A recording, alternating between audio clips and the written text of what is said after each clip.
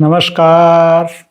हमने आपको ऋग्वेद के प्रथम मंडल सूक्त द्वितीय के 1 से 9 मंत्रों का अलग अलग अर्थ बताते हुए व्याख्या की। आज हम प्रथम मंडल सूक्त 2 के सभी 1 से 9 मंत्रों का समग्र संदेश आपके समक्ष प्रस्तुत कर रहे हैं।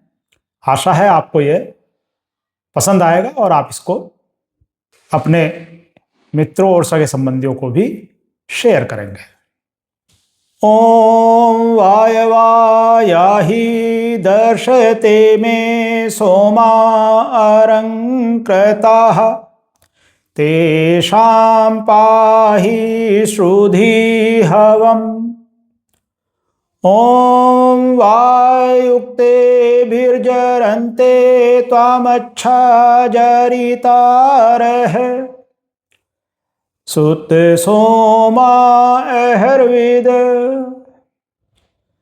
ओम वायो तव प्रपंचति थेना जिगाति दासुसे उरुचि सोम पितये।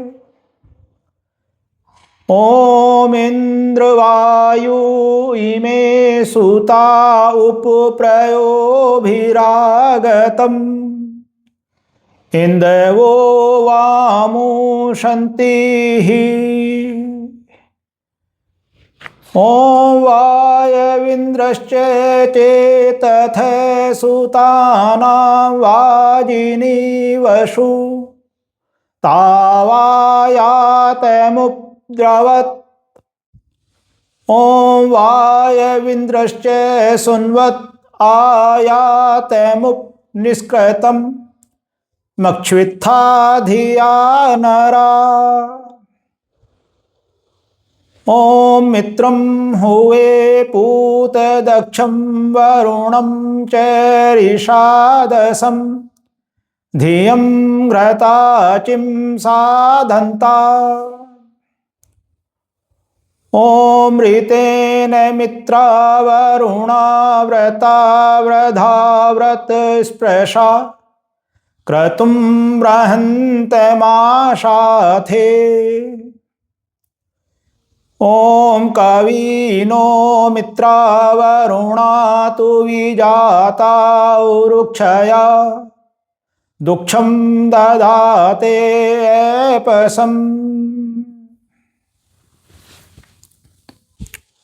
इन 9 मंत्रों में वायु, इंद्र, मित्र और वरुण देवताओं का आह्वान किया गया है। प्रत्येक देवता प्रकृति और जीवन के किसी मूल तत्व का प्रतीक हैं। ऋग्वेद के इस सूक्त में हमें जीवन का गहरा सत्य देखने को मिलता है।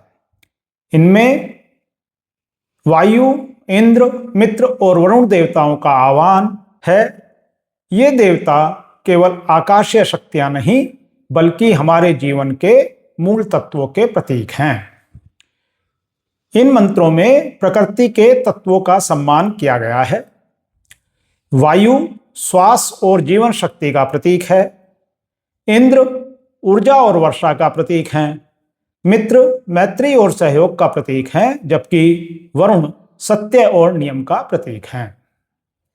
इन देवताओं को यज्ञ में बुलाना यह दर्शाता है कि वैदिक संस्कृति में जीवन के आधारभूत तत्वों को देवत्व प्रदान कर उनका सम्मान किया जाता था। आधुनिक दृष्टि से यह हमें पर्यावरण संरक्षण, प्राकृतिक संसाधनों के संतुलन और जीवनदायी शक्तियों के प्रति कृतज्ञता का संदेश देते हैं। इन मंत्रों में सामूहिकता और सहयोग का आदर्श बताया गया है। मंत्रों में बार बार देवताओं को साथ बुलाया गया है। इंद्र, वायु, मित्र, वरुण। यह दर्शाता है कि शक्ति और जीवन, सत्य और मैत्री सब मिलकर ही समाज को स्थिर और समृद्ध बनाते हैं। आज के समय में यह सहयोग, साझेदारी और सामूहिक प्रयासों की आवश्यकता को रेखांकित करता है। ऋत और नैतिकता का महत्व। वरुण और मित्र को सत्य और ऋत नैतिक नियम से जोड़ा गया है। यह बताता है कि समाज का संचालन केवल भौतिक शक्ति से नहीं बल्कि नैतिकता और नियमों से होता है। आधुनिक समाज में यह न्यायपालिका, कानून और नैतिक मूल्यों की भूमिका को दर्शाता है। सोमरस का प्रतीकात्मक अर्थ। यहाँ सोमरस को देवताओं का प्रिय पेय बताया गया है। आधुनिक दृष्टि से इसे जीवन का अमृत या प्रकृति का पोषण समझा जा सकता है। यह हमें याद दिलाता है कि प्राकृतिक संसाधन ही हमारे जीवन का मूलभूत आधार हैं और उनका संरक्षण बहुत आवश्यक है।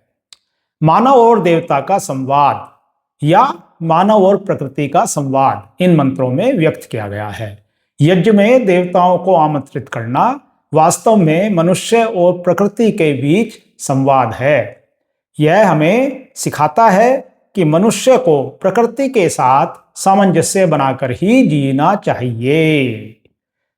इस प्रकार इन मंत्रों का अगर हम आधुनिक दृष्टिकोण से समग्र संदेश देखें तो ऋग्वेद के इस सूक्त का सार यही है कि जीवन तभी संतुलित और समृद्ध होगा जब हम वायु अर्थात श्वास, जल अर्थात वर्षा, सत्य अर्थात नियम और मैत्री अर्थात सामाजिक सहयोग का सम्मान करें।